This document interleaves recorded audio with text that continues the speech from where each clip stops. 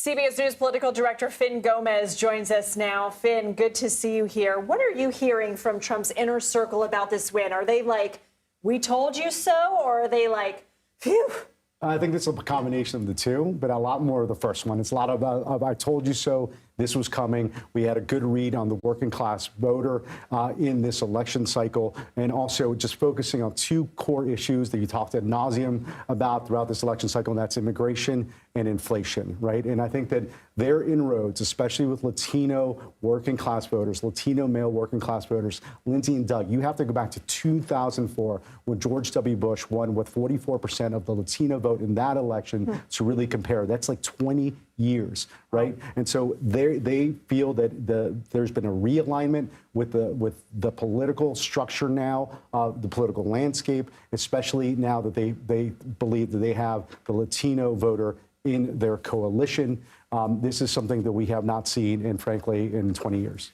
How'd they do that? I mean, how do you make these inroads you're talking about such a dramatic shift? How have they won over such a large population in a short period of time between these election cycles? Well, you know, it's because it's not just about a gender sort of focus. Excuse me, not just about it's not just about it's more than identity politics, if you will. You know, for them, it's about by having a message that they feel was impactful with working class voters. It's not just about Hispanics. It's not just about white working class voters. It's about that specific message to blue collar voters, a feeling, a sense. And if you talk to blue collar voters, like as I did this election cycle, it was a sense of being disaffected, a sense of like a certain elitism that existed there where they were talked down to and people weren't really hearing them.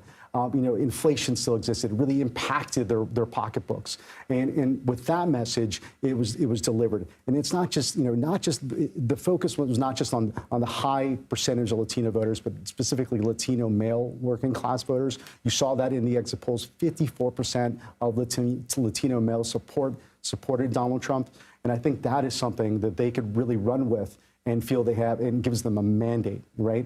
And if you also have to go back, you talked about Grover Cleveland, right, from the 1880s and 1890s. You really have to look back even before that to Andrew Jackson, right, in his second term when he rose on this populist wave, making sort of that same appeal to working class voters of the time, and it resonates even now, so many years later. Political director and historian. I want to talk to you about some of the big names that we're going to hear on transition teams and beyond. We were talking to Olivia. She mentioned RFK Jr., Tulsi Gabbard. We know Elon Musk is going to have a seat at the table. What are you watching for?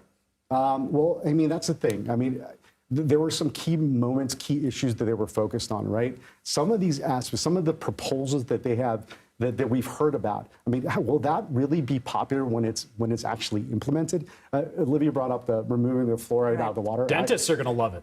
They will love it, yeah. But I personally like fluoride in my water, right? I mean, I'm not a scientist, but there's some aspects of this that may not hit with the majority of the American people. And that's something I'm looking to see. Or maybe, I mean, we're being, you know, a little flippant, but the idea of tariffs, the fact that many economic experts believe that could actually further increase inflation. Absolutely. How does that happen? If you increase on tariffs on everything, this protectionism that he has been advocating since the 1980s, but, you know, by implementing that, by really running on that, how do you now govern with that? The other aspect is the mass deportations. Yes, and we saw polling that showed that over 50% of the American people do back that extreme measure. But if you implement it, you know, it's going to be costly. How do you do it? There are certain aspects. You could say something at a campaign rally to your base, but when it comes to governing from the White House, how do you do that? 60 Minutes has been doing great reporting on that. Absolutely. Yeah. Fin Gomez, thank you so much. As a historian and an expert, we appreciate it.